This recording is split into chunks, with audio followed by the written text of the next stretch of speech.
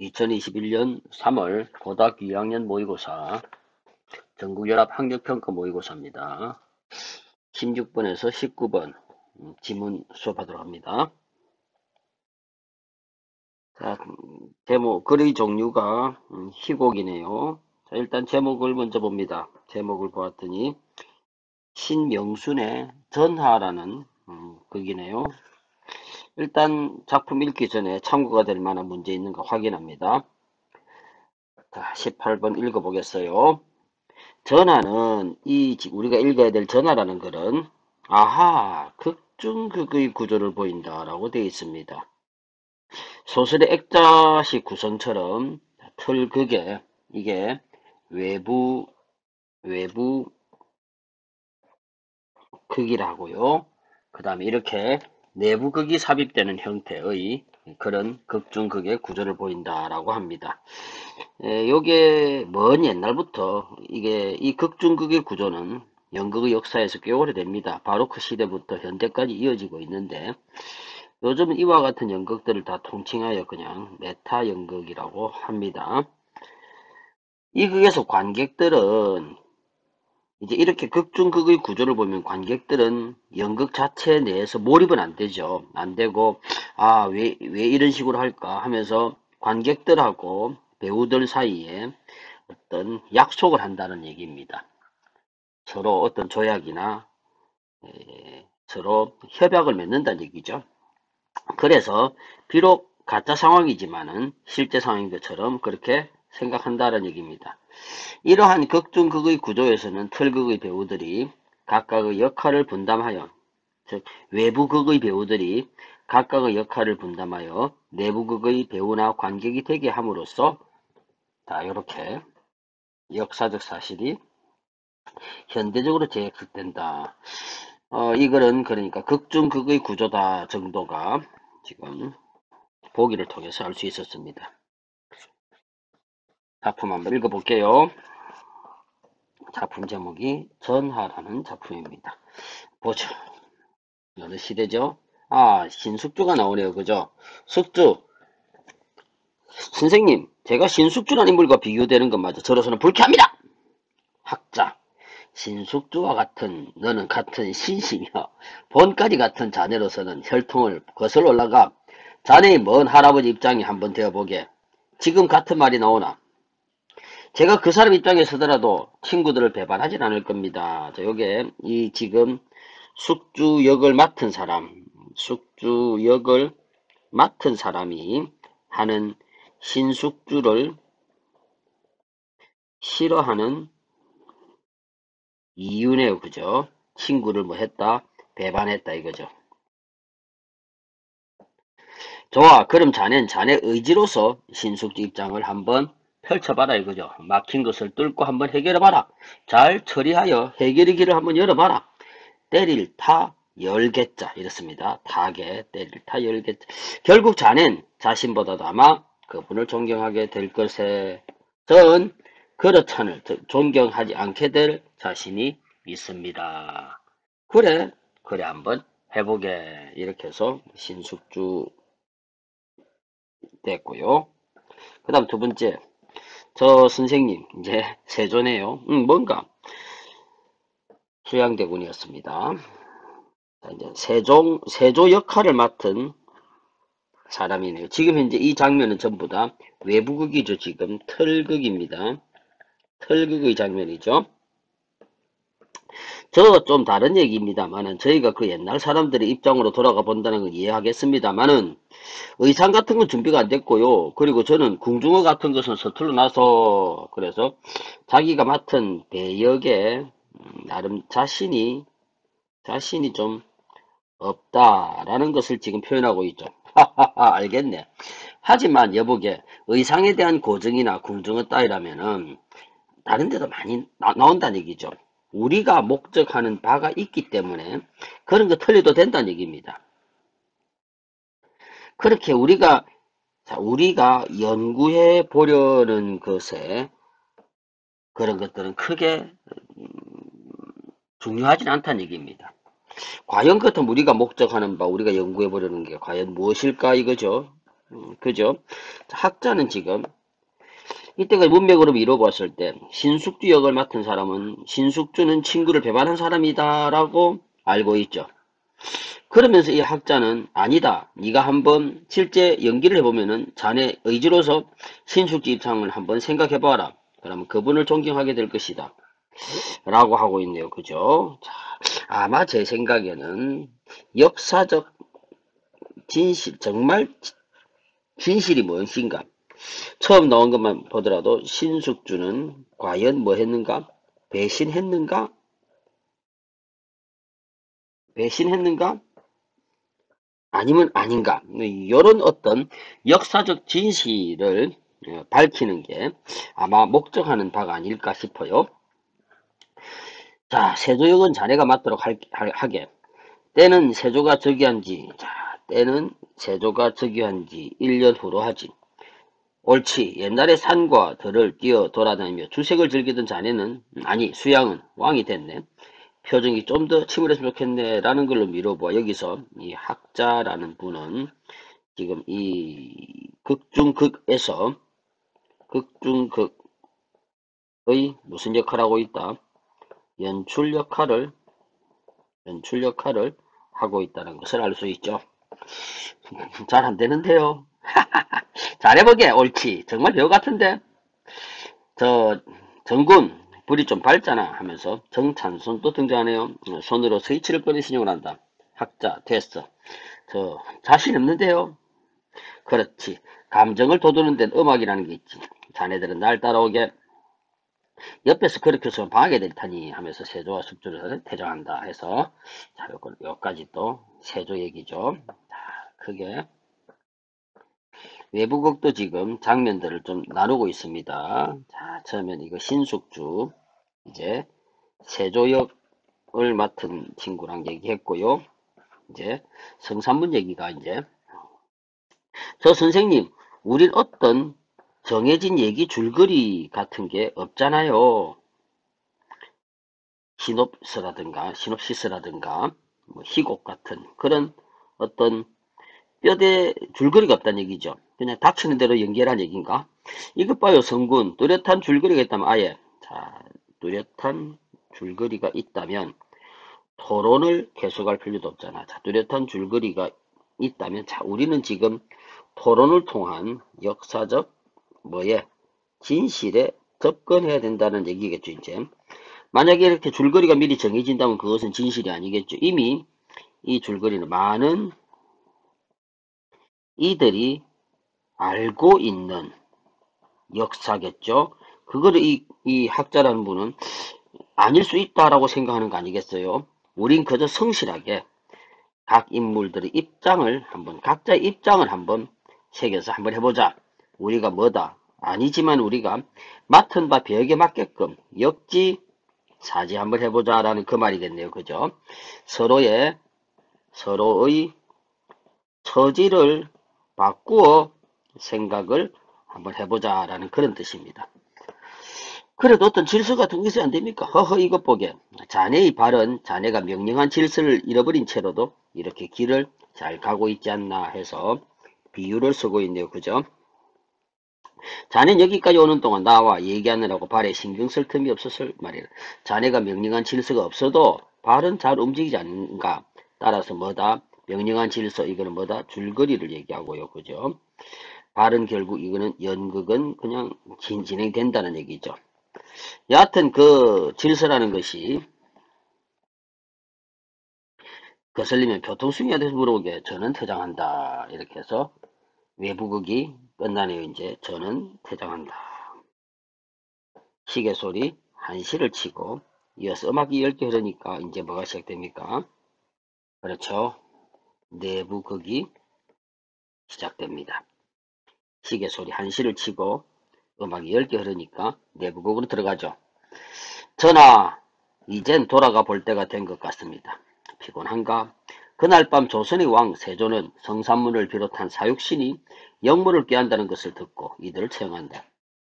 형장이 무엇 때문에 가셨어요? 그들과 함께 죽는 것보다는 그들의 죽음을 보는 것이 내게는 더 큰 시련이기 때문이야. 나는 나를 시험했어. 그들이 증오까지 나는 받아들였다. 숙주 입장 방금 생각해 봅시다. 아까 외부 극의 첫 번째 장면에서 신숙주는 뭐한 사람이다. 많은 사람들이 친구를 배반한 사람이다. 라고 생각하죠. 자, 이제 이 숙주 역을 맡은 사람이 그것으로 당신의 자존심이 구원받을 수 있나요? 자존심이나 뭐고? 당신은 아직도 사물의 이치를 잘못 깨닫고 있어. 그들은 폭군에 저항했어요. 자, 그들은 사육신 얘기죠. 사육신 얘기고요. 그분들은 옳은 일을 위해 죽었어요. 어리석은 죽음이야. 그들의 죽음이 백성과 자신에게 감상적 동정을 일으켰을 뿐이지. 그들은 뭐다? 자기 자신을 위해 죽었다 이거죠. 두 개가 대립되네 그죠? 신숙주는 지금 자신을 위해서 죽었다 합니다. 그렇다면 네가 한 일은 자기 자신을 위한 일이 아니야? 그들이 죽은 건 명예 때문이야. 그들은 단 한 가지 일밖에 몰라. 자기 자신은 결국 명예를 뜻하네요. 그죠? 그들은 단 한 가지 일밖에 몰라. 충성이란 어리석은 이름을 지킨다는 것이 그들에게 명예심을 불러일으켰어.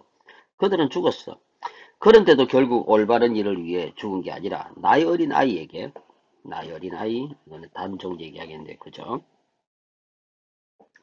당신은 수양대군의 폭정을 정당하다고 주장하는군요. 자, 수양대군의 폭정에 대해서 정당한가 정당하지 않은가 이거죠. 어느 의미에서는 옳지라고 해서 정당하다 이겁니다. 그것도 서로 대립이 되죠. 그죠? 야심가지만 이 나라를 유지할 수 있는 유일한 인물이야. 지배자는 정에 의해 결정되지 않고 자, 뭐보다 정보다 뭐를 의를 중시해야 된다라고 얘기하네요. 그래서 나는 정과 인연을 끊었어. 그래서 나는 뭐 하기 때문에 그래서 친구들을 배신한 것이 아니다 이거죠. 그건 배반이죠. 비겁한 배반이야. 모두 다 당신이 생명을 유지하기 위해서 기조를 굽혔다고 떠들었어요. 그러한 오명은 영원히 벗을 수 없어요. 라고 얘기하네요. 난 배신이 아니라 설복시키는데 실패했을 뿐이다. 라고 얘기하죠. 지금요. 상황을 보기시킨다. 상황은 임금 앞에 임금이고 여기서는 그러니까 누구를 뜻하죠? 단종 보기를 뜻한 게 보니까 이제 단종 보기를 뜻하는 게 여기서 보니까 영모를 의미하네요. 그죠? 자, 요거는 단종의 보기라는 거네요. 그죠?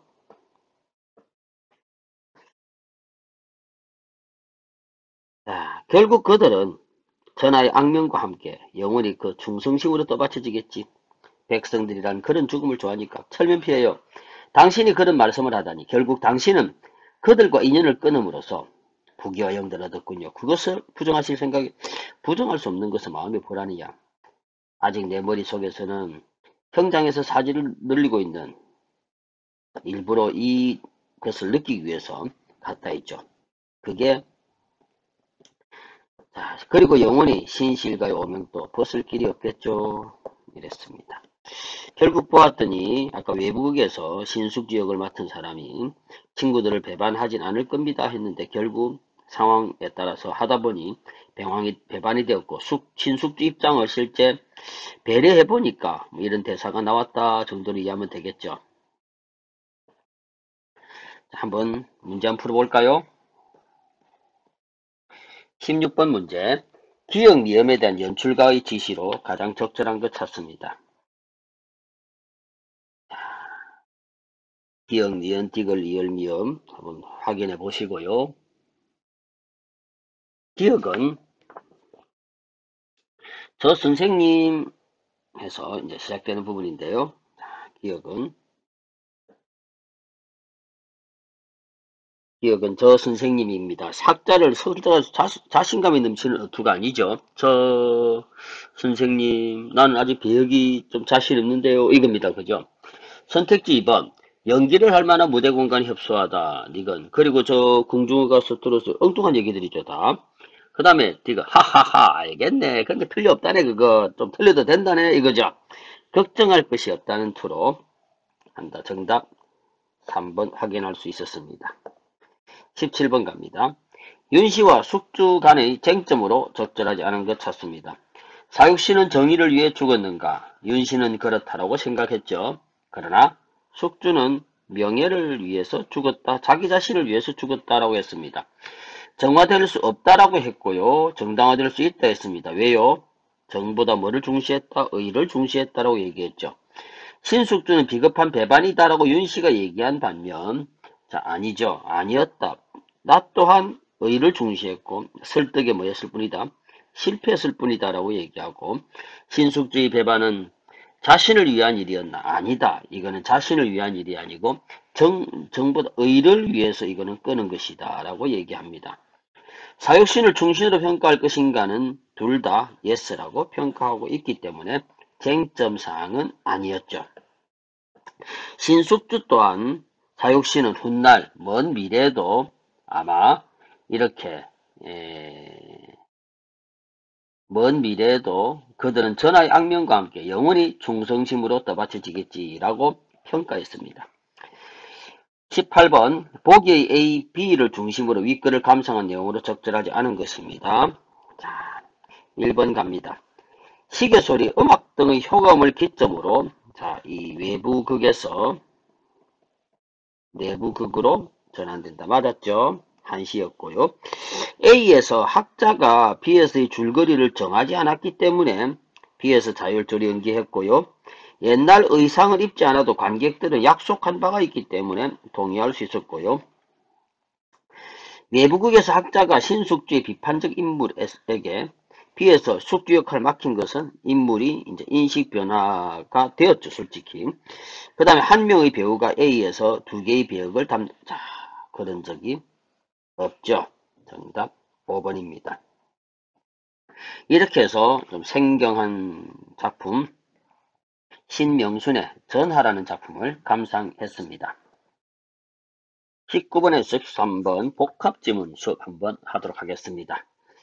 자, 가글은 현대시고요. 나글은 고전시가네요. 일단 현대시 앞에 평론 부분 한번 읽어보겠어요. 인간은 각자 정해진 운명이 있고 하면서 운명론적 세계관에 대한 얘기를 합니다. 운명론적 세계관은 가글과 나글의 지금 발췌된 글의 공통점이라는 얘기하고요. 아래의 두 작품 운명론적 세계관이 공통적으로 나타나 있지만은 각각의 화자가 현재 자신의 삶을 운명으로 한 태도에는 뭐가 있다? 차이가 있다. 이렇게 정리되었고요. 일단 가글 읽도록 하겠습니다. 유명한 작품이죠. 백석의 흰 바람벽이 있어라는 작품입니다. 백석의 흰 바람벽이 있어라는 작품에 대한 자세한 설명은 다른 동영상으로 제공하도록 하겠습니다. 자, 일단 저는 문제풀이 중심으로만 수업하도록 하겠습니다. 오늘 저녁 이 좁다란 방은 흰 바람벽에 이런 것들이 막 오고 간다 했습니다. 어떤 것들이요? 쓸쓸한 것들이 오고 간다 했습니다. 그건 어떤 것들이 쓸쓸한가 했더니 지치운이란 단어도 나오고요. 지치운 불빛 나오고요. 때그른 다 낡은 무명사츠, 어두운 그림자 이런 것들이 나오고요. 그래서 뭔가 외롭다 하니까 요까지는 지금 외롭고 쓸쓸한 그런 모습을 얘기하고 있죠. 자, 흰 바람벽에 이런 것들이 지나갑니다.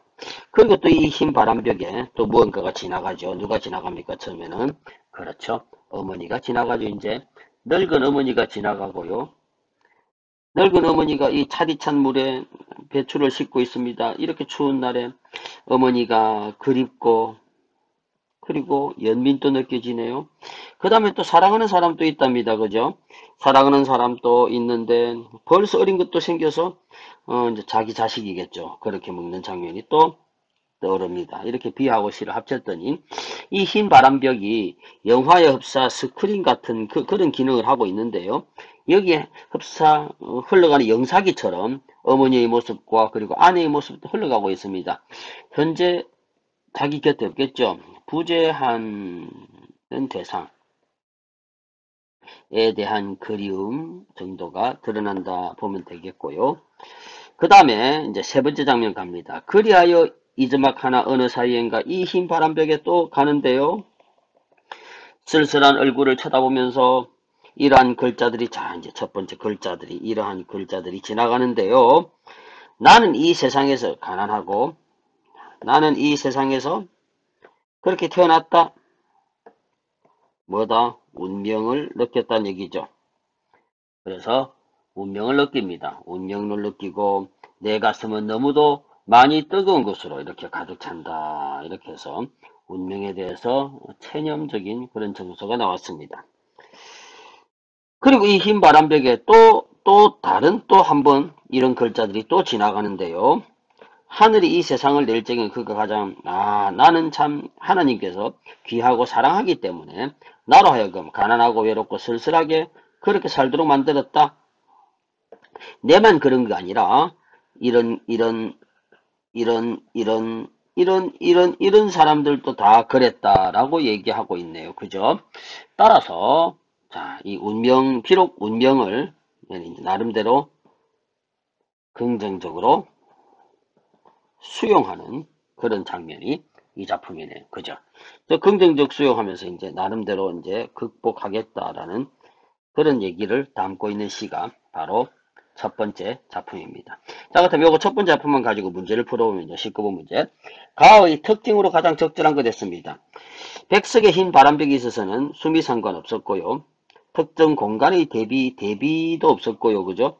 명령형 어조 없었고요. 자, 방금 흰 바람벽이 계속 지나가고 있었죠. 유사한 문장 어조했고요.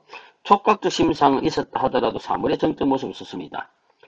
문제 풀 때는 항상 제가 이렇게 먼저 B건부터 먼저 끊고 난 뒤에 뒤쪽을 먼저 보면 된다 했죠. 리듬감은 있으나 숨이 상관이 아니었죠. 대꾸법이었죠.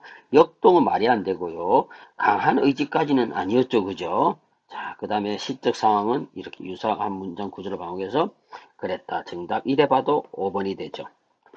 그 다음에 또 가학을 관련해서만 풀겠습니다.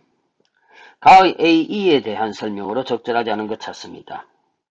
A에서는 외부의 사물을 응시하던 화자의 시선이 내면으로 이어지고 있다. 확인 한번 해보고요. 일단 놔두세요. 자, 1, 2, 3, 4, 5번 중에서 그냥 한번 봅니다. 뭐 있는가? 자기 연민으로 되고 있고요. 자기 연민, 자기 긍정의 정서가 강화되고 애상적 정서 이런 말이 있는데요. 야, 뭔가 이상한 말이 있죠, 방금. 그렇죠. 소외된 사람들이 아니고요. 어머니하고 자기 아내라는 그리운 사람이었죠. 그리고 자기 연민인지는 잘 모르겠습니다. D에서. D는 이제 아까 그 운명 부분이었습니까? 그죠? 자, 어쨌건 소외된 사람, 그리운 사람이었습니다. 과학을 관련 문제는 다 풀었습니까? 기억이 뭐죠? 흰 바람벽이 지나가는 오늘 저녁이네요. 그죠? 내적 성찰이 이루어지는 시간이다. 좋은 말인데요. 고통을 상기하는 시간이다. 틀렸고요. 단절감 틀렸고요. 고향에 대한 추억을 떠올리는 시간인데 이거는 일부죠. 일부 시간이고요. 가족에 대해서 애틋함 느낀다. 이것도 일부입니다. 이런 것들은 답이 잘 안 되죠. 그죠? 항상 눈에 확 뜨이는 아주 훌륭한 답. 그런 게 답이 됩니다. 보통. 그 다음에 23번 문제가 있는데 23번 문제는 아직 풀 수 없죠. 자, 23번 문제. A의 관점에서 A가 운명론에 대한 태도 얘기했는데요. 자, 봅시다. 우리는 가를 하면 되죠. 적절하지 않은 것 찾습니다. 1번. 가의 화자는 모두 운명을 결정짓는 초월적 존재가 있다라고 전제하고 있다. 맞죠? 2번은 모르겠고요. 가의 화자는 외로움도 자신이 받아들인 운명의 대상이다. 맞네요. 그죠? 3번 모르겠고 4번 이상과 현실의 이상과 현실이 어긋났다는 얘기죠. 그런 거 없었는데 가에는요. 정답입니다. 타인과의 동질감에서 라이나 마리아 릴케도 그랬고 누구도 그랬고 라는 그런 데서 위안을 가진다 했네요. 그죠? 자, 이제 과학을 관련 문제 벌써 다 풀었습니다. 21번 제외하고는 거의 다 풀었습니까? 그렇네요. 그죠? 자, 나학을 한번 읽어볼까요? 자, 나학을 갑니다. 정훈의 탄군가라는 작품입니다. 자, 빈궁하네요. 궁핍하네요. 가난합니다. 가난을 뭐 하는 노래다? 한탄하는 노래다. 글의 종류는 가사네요. 그죠? 이 작품도 좀 더 꼼꼼한 수업을 원하는 친구들은 또 다른 수업 동영상을 참고해 주시기 바랍니다. 가사니까 이음보를 읽으면 됩니다. 하늘이 만드시기 참 뭐하게 일정하게 골고루 하게 했는데 어찌된 인생이 이토록 나는 괴로운가. 삼순구식을 한 달에 아껴 먹는 참 이걸 얻거나 못 먹거나 10년에 가다 한번 쓰거나 못 쓰거나 자, 이렇게 한가 영탄했고요. 그 다음에 대꾸를 쓰고 있네요. 안표 누공이 나같이 비었으며 원한 가난이 나같이 이렇게 심했을까. 이것도 설이네요. 그죠? 자, 이거 대꾸 표현했고요. 이렇게 장면 1 하나 끝났습니다. 극심하게 가난하고요. 그런 것들을 한탄한다 정도로 장면 1 끊었습니다. 서사 정도로 보면 되겠네요. 봄날이 더디 흘러 뻐꾸기가 보채건을 동편 이웃에게 쟁기를 얻고 이웃의 홈이 얻어서 마련하니 어쩌고저쩌고. 그런데 한 발은 반 넘어서 이제 쥐가 다 먹었고 아이고 우리 식구들이 안 춥고 배고픈 우리 식구들 이리하여 어찌 살겠노 라고 얘기하고 있네요. 그죠? 자, 이 부분은 매우 농사조차 짓기 힘든 그런 현실이네요. 이제 본사가 시작됩니다. 본사입니다. 이봐 아이들아 아무렇게나 힘써 이래라. 요까지를 봐야 되네요. 요까지가 장면 1로 끊고요. 죽순물 상전 먹고 건더기 건져 종을 주니 허허 참 이게 뭐고 이게 종하고 주인하고 뭔가 신분이 전도가 되었네요. 그죠? 죽을 쏜 것은 그 물에 불과한 것은 상전이 먹고 건더기는 종을 준다 했습니다. 허허. 그런데도 불구하고 얘네들이 종놈들이 눈 위에 막 상심기를 켜고 그죠? 그리고 콧방귀를 끼고 참 싸가지 없습니다. 종들이. 아이고 올면은 한 발만 수확 못하고 조밭은 다 묵히니 이 잡초가 곡식은 나지 않고 잡초만 무성하다라는 그 말이겠네요. 그죠? 나라빚과 이자는 무엇으로 장만하며 부역과 세금은 어떻게 내가 이렇게 채워낼까? 아이고 이리저리 생각해도 견딜 가능성이 전혀 없구나. 저 자풀이 이 세상 실험을 아무것도 모르는데 그것을 부러워하나 어찌하리 이랬습니다. 자, 여기까지 또 정리하고 종놈들한테조차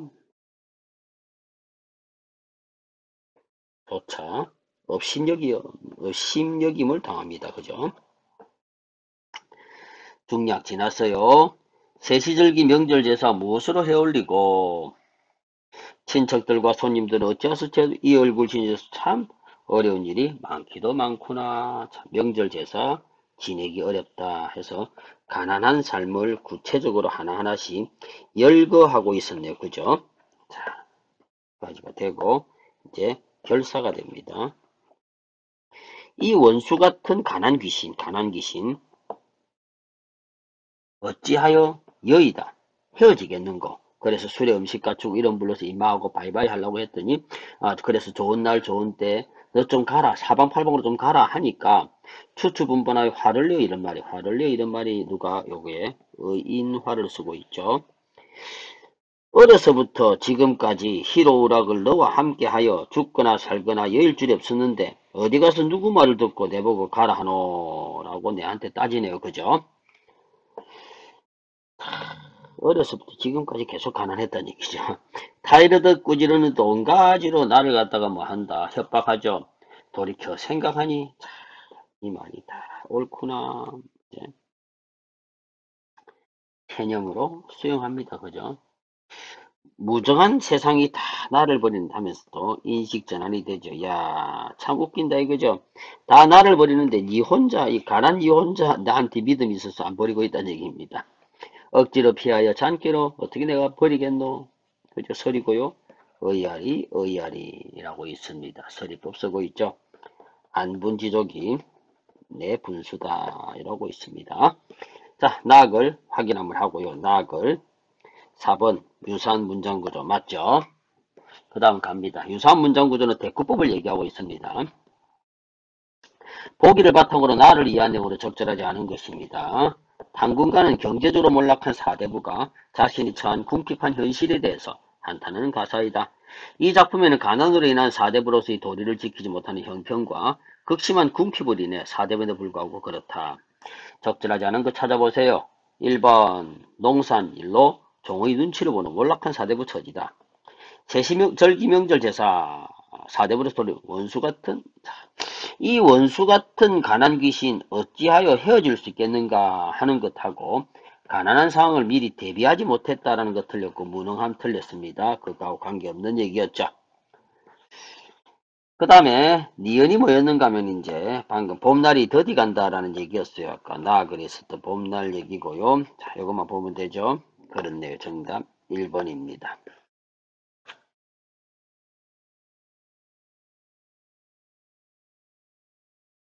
나 그리 화자는 운명을 고르게 이건 제일 첫 부분이었죠. 그죠? 나 그리 화자는 괴리감이 화자의 운명을 인식하는 계기가 되고 있다. 과거와 현재의 괴리감 이런 말도 없었죠. 그죠? 자, 정답 4번이네요. 확실히. 자, 이렇게 해서 또 23번까지 풀어봤고요. 문학 작품만 풉니다. 자, 그 다음 작품이 월왕전이라는 작품이네요. 고전 소설입니다. 월왕전이라는 작품입니다. 자, 또 월왕전 또 보기 읽기 전에 보기에 중요한 거 봅시다. 월왕전은 유교적 중효 사상을 주제로 한 군담 소설이다. 전쟁 치르는 그런 장면이란 얘기입니다. 19세기 무렵 민간에서 반각본 소설이랍니다. 요 말은 뭐냐면은 영미, 이윤을 목적으로 돈을 벌라고 목적으로 민간인이 이 만든 책을 우리는 당시 반각본이라고 했어요. 상업성을 추구했던 대개의 반각본 소설처럼 이 작품도 주로 오락적 목적의 독서를 즐겨하는 독자층을 겨냥한 다양한 소설법 기법이 있다. 전기적 요소가 있고요. 극단적 상황이 있고요. 이야기 흐름을 단절 기법도 있고요. 그 다음에 압축적인 사건 서술 이런 것들이 작품 읽다 보면은 문체상 특징으로 있다라는 얘기네요. 그죠? 그냥 바로 읽어야 되겠습니다. 천자 주어에 해당하는 인물 동그라미 합니다.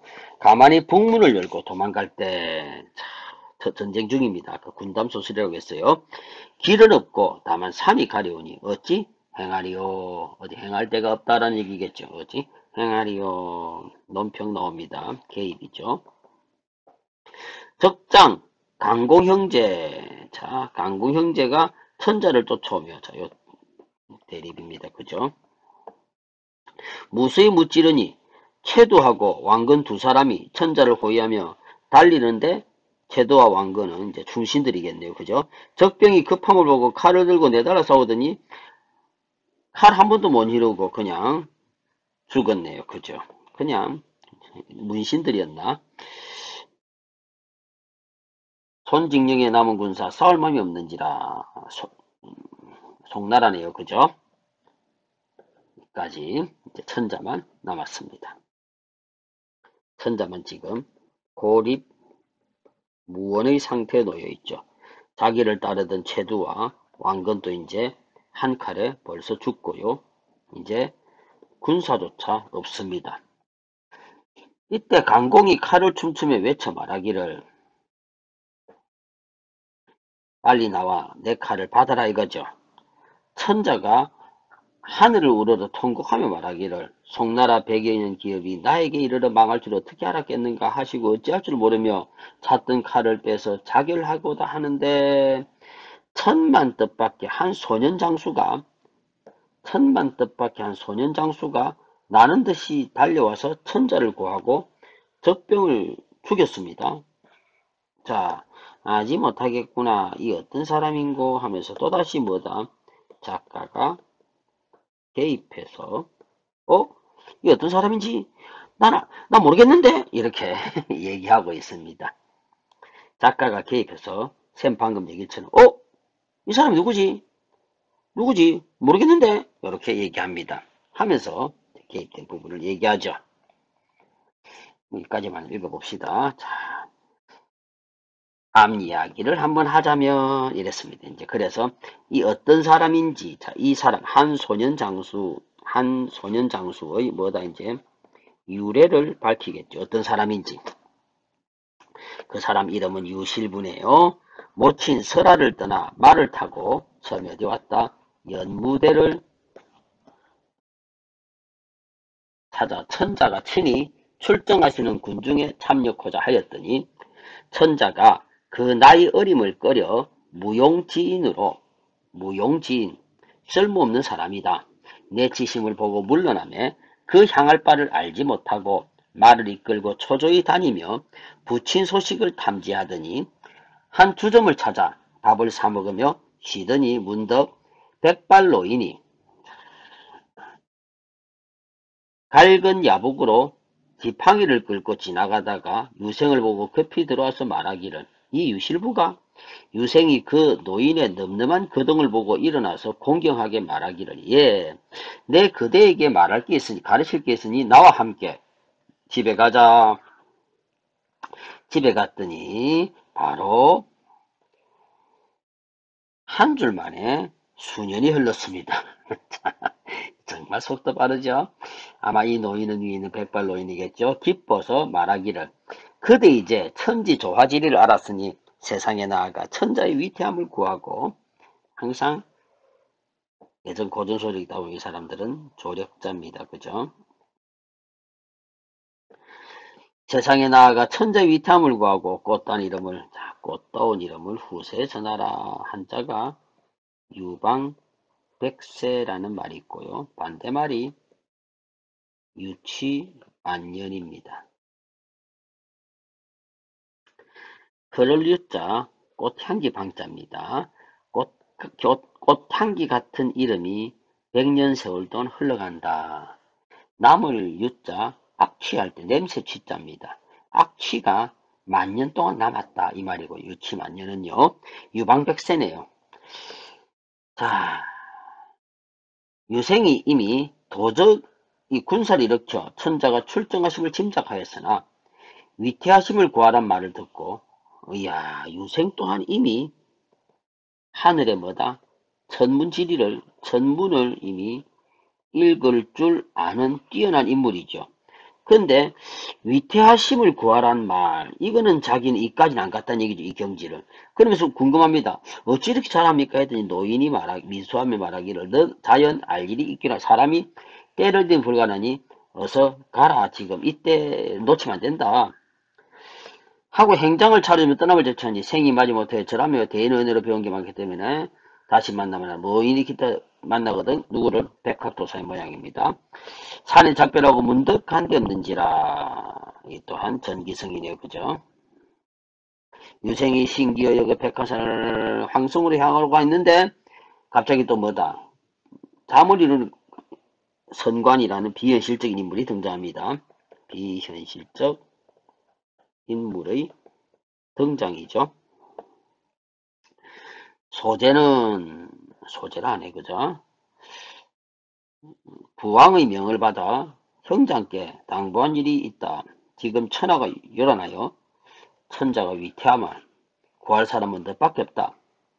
그래서 또 후세 전하랍니다. 하거늘 유생이 이 말을 듣고 무슨 말을 묻다 혼련했더니 꿈이다 이랬네요. 그죠? 여튼 이런 기능들이 참 많습니다. 그죠? 유생이 급히 일어나 마음을 진정치 못하고 날이 새기를 기다려 다시 말을 타고 했는데 황성으로 막 달려가려는데 공중에서 황성 가지면 어디 가라? 남편관 북문으로 가라. 아까 북문 있었죠.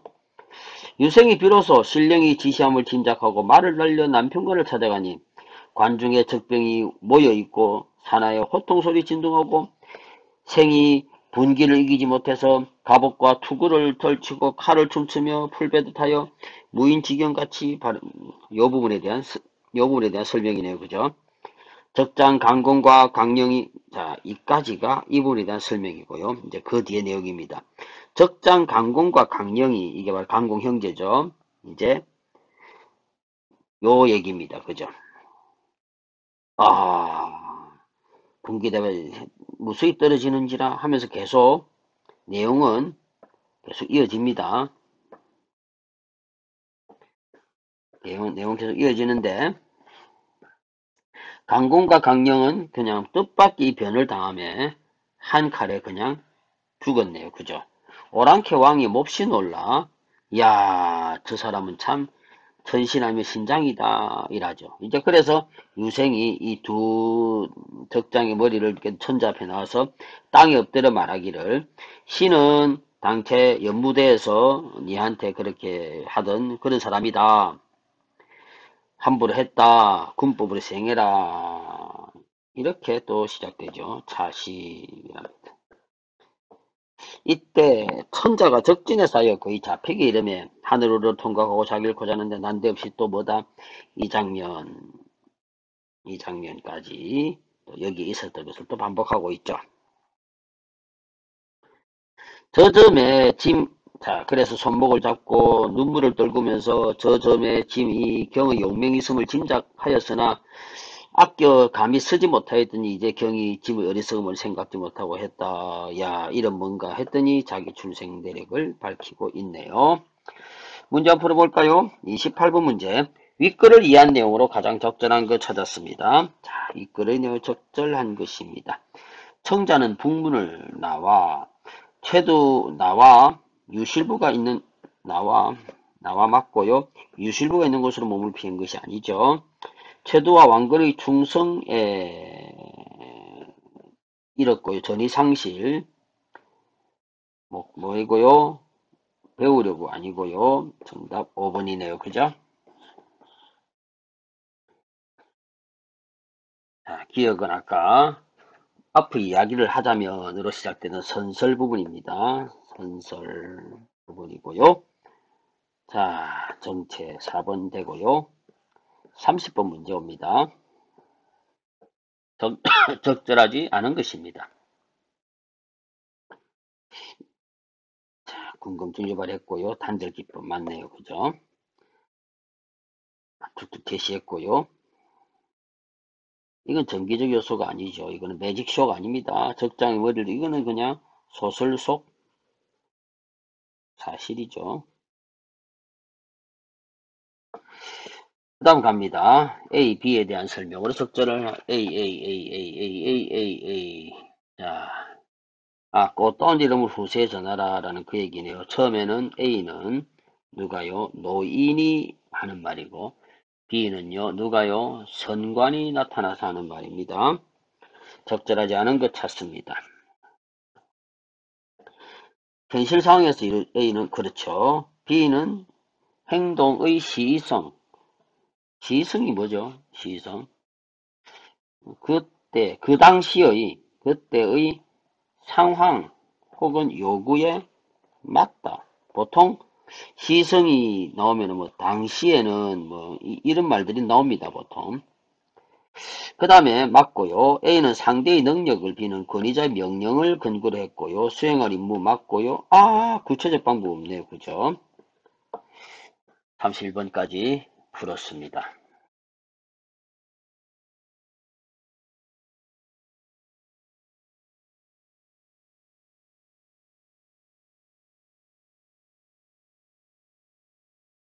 현재 소설이네요. 마지막 지문입니까? 그렇죠. 무슨 소설이죠? 자, 이선의 티타임을 위하여라는 소설입니다. 레지나르가 나오네요. 욕망의 삼각형이라는 내용 얘기한 사람인데요. 자, 주체가 매개자를 모방함으로써 간접화된 욕망이 발생한다. 돈키호테가 이상적인 기사상이 되고 싶어 한 것이 아니었고요. 실제 이런 아미다스라는 지가 존경하면서 연말을 모방한 거라고 생각한 겁니다. 그래서 실제 이 직선으로 이렇게 기사상을 모방한 것이 아니라 아미다스에 대한 모방 본능, 이에 대한 질투심, 뭐 이런 것들이 바로 그런 얘기가 바로 르네 지랄의 얘기입니다. 따라서 주체가 매개자를 통해서 이렇게 아미다스라는 매개자를 통해서 한다라는 그 이론입니다. 티타임을 위하여 아내 역시 아파트 주민들을 매개로 중산층의 삶으로 편입하고자 하는 간접화된 욕망이다. 아내가 주체고요. 아파트 주민들이 매개자가 되겠네요. 그죠? 그리고 중산층의 삶, 여기에 바로 자, 이걸 도표로 그려보면은 쓰고 난 뒤 지우겠습니다. 아내는 뭐를 요구하는데요. 그죠? 중산층의 삶을 이상으로 삼습니다. 그런데 여기에 아파트 주민들을 매개로 이렇게 된다는 얘기죠. 그래서 이러한 욕망의 삼각형 구조를 가진다라는 얘기입니다. 아내는 공간을 이분법적으로 구분하고 아파트 주민들을 담고 싶으면서도 그들에게 경쟁 시짐을 느낀다. 그러나 결국 이분의 허상임이 밝혀진다 했네요. 자, 작품 한번 읽어보겠습니다. 아파트에 이사 오더니 대접이 달라지네. 웬 밤참이야? 근데 이거 자몽 아니야? 글쎄 오늘 은행에 갔다가 잡지를 봤더니 티타임에 곁들이는 간식이 화보로 나와 있더라고요. 하마터면 창피당할 뻔했지 뭐예요. 창피당할 뻔했다. 자, 남들의 타인의 시선 혹은 이목을 신경을 쓰는 인물이죠. 티타임이면 난 그냥 차만 마시는 줄 알았거든요. 그래서 좀, 자, 티타임 난 그냥 차만 마시는, 그래서 좀 사왔는데, 아하, 티타임이면 그냥 차만 마시는 줄 알았다. 자, 아파트 살기 전의 나죠. 그런데 화보를 보았더니 티타임에는 뭐다? 간식을 곁들인다는 얘기죠. 자, 그렇다면 티타임. 첫째, 뭔 줄 알았는데 차만 마신다. 그런데 뭐다? 차에 플러스 뭐다? 간식까지 있다. 요게 이제 뭐를 경계로 아파트 이사 전과 이사 후로 나눠진다는 얘기죠. 자, 그런데 왜 하필 자몽이야? 귤이나 사과는 흔해서 잘 안 쓰나 봐요. 화보에 없더라고요. 말로만 듣던 키위가 가게에 가득 쌓여 있었지만 생긴 모양이 고약해서 썩 손이 안 가지더라고요. 바나나는 낱개로는 안 파는지 몸통이 그대로 있잖아요. 그러니 얼마나 비싸겠어요. 딸기도 포도도 있었지만 그것도 비싸서 들었다가 슬쩍 놓았어요. 이 중류층 사회에 접근하기에는 아직까지 형편이 좀 뭐하다, 빠듯한 형편이다라는 것을 우리가 알 수 있죠. 허허, 한동안 농약이 검출되었다고 텔레비전에서 왕왕거렸는데 당신은 듣지도 보지도 못했단 말이야. 그래도 이쪽 동네에서 산 걸요. 자, 이쪽 동네. 허허, 저쪽 동네. 자, 이쪽 동네와 저쪽 동네로 나눴네. 그죠? 자, 이쪽 동네는 이제 아파트가 있는 지금 집이고요. 저쪽 동네. 그러니까 서울로 따지다 뭐 강남, 강북으로 나눴나? 뭐 그런 식인가? 그렇네요. 그죠? 내 참네. 이쪽 동네 사면 동약이 있고 하면서 이렇게 남편이 한번 면박을 줍니다. 아내의 얼굴이 확 붉어졌죠. 자기도 뭔가 부끄럽고 무안했겠죠. 그래도 두 아이는 순식간에 접시를 비웠다. 밤참이 제공되기 시작한 것은 그날부터 이제 밤참 여기서 이제 간식을 얘기합니다. 그죠? 다음 날부터라도 티타임이 이루어졌다면 부질없는 밤참 습관은 생기지 않을 것이다. 티타임이 이루어졌다면 부질없는 밤참 습관은 생기지 않을 것이다.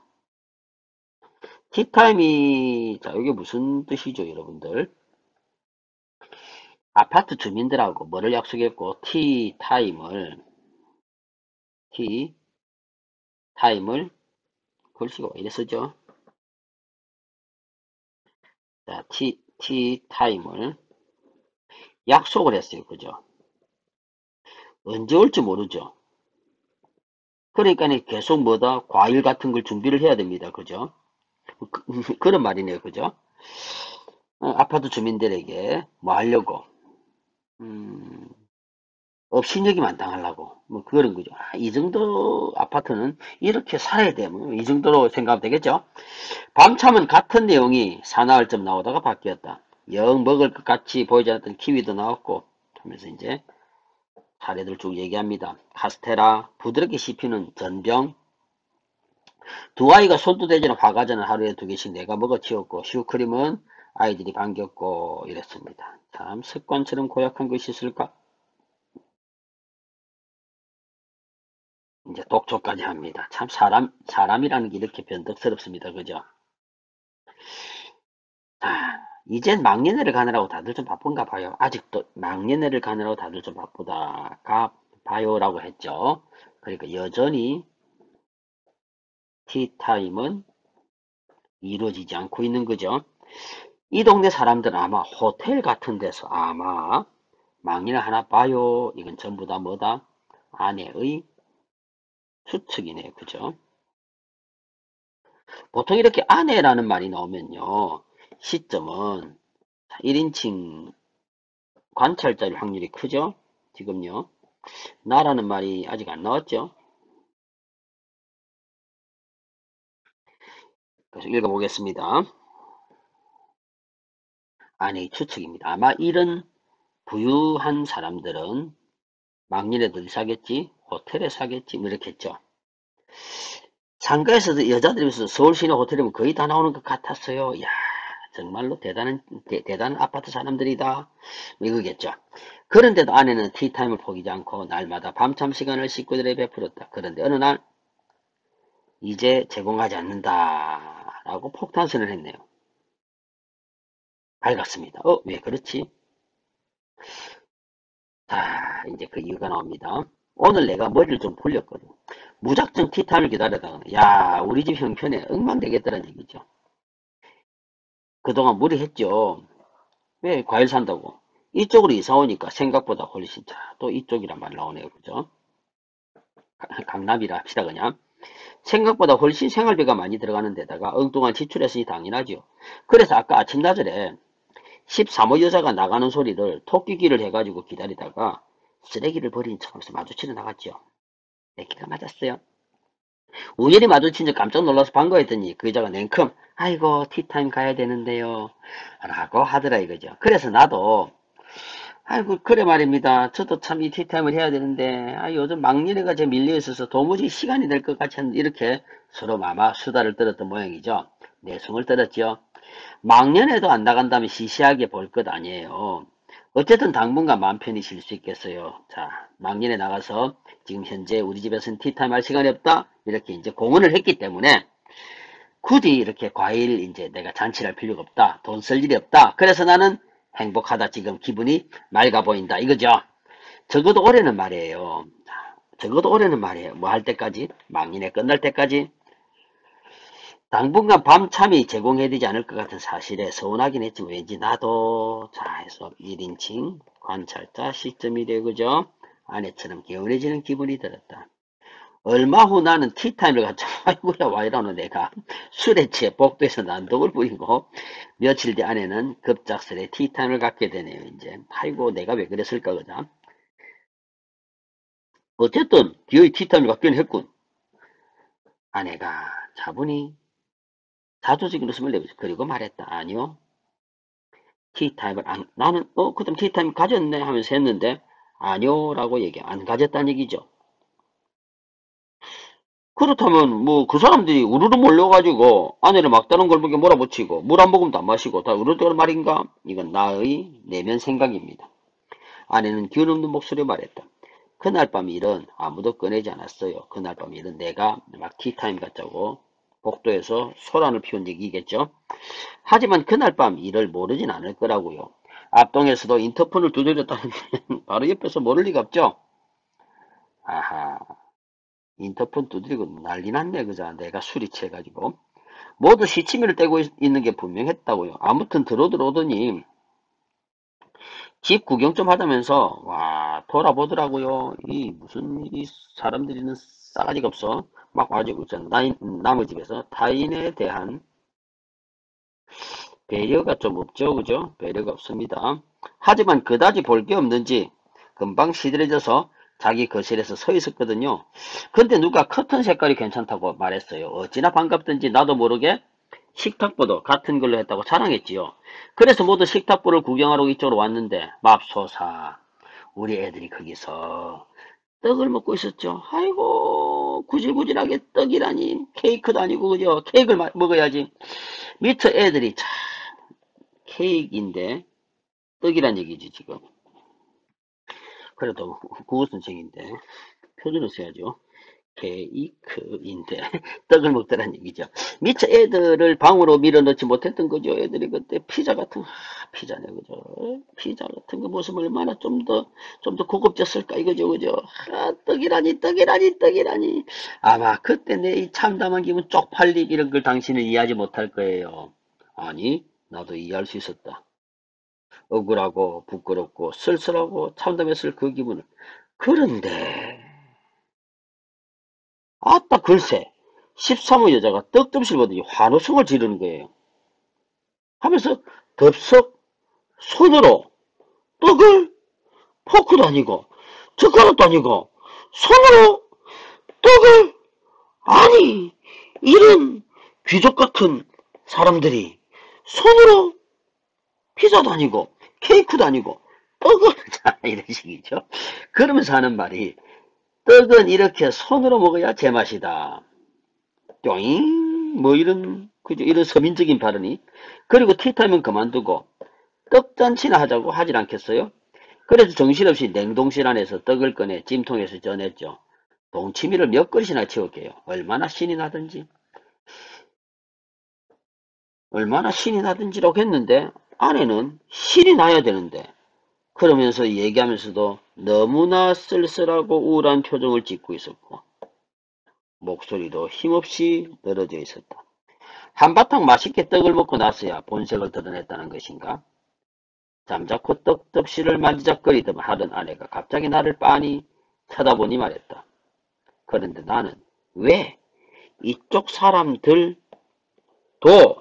손으로 떡을 집어먹을 수 있다는 생각을 못했지요? 자, 여기 나오죠, 그죠? 이 부분.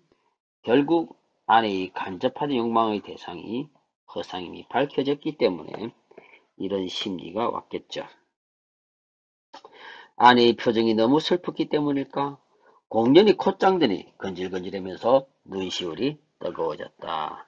이선이라는 분의 여성 그쵸 작품이 여성 작가인 듯합니다. 티타임을 위하여라는 작품이네요.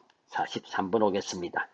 윗글에 대한 설명으로 적절한 것 했습니다. 중심인물로부터 전해들은 사건의 중심인물이 누굽니까? 여기서는 아내죠. 전해들었습니다. 내가요. 아내로부터 전해들었지.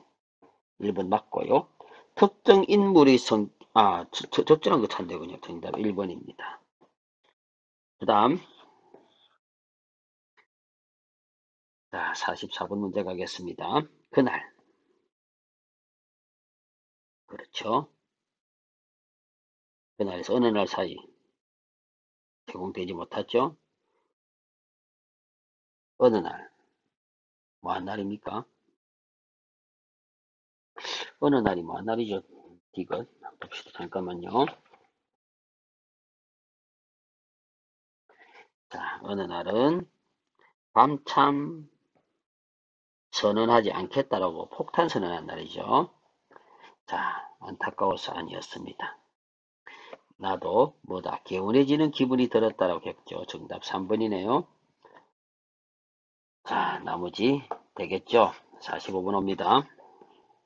적절하지 않은 것입니다. 화보는 아내로 하여금 매개자의 삶에 대한 모방 심리를 자각하게 하여 결심하게 하는 계기다. 보세요. 매개자의 삶에 대한 모방 심리를 자각해 화보 때문에 티타임을 갖겠다고 결심한 것이 아니었죠.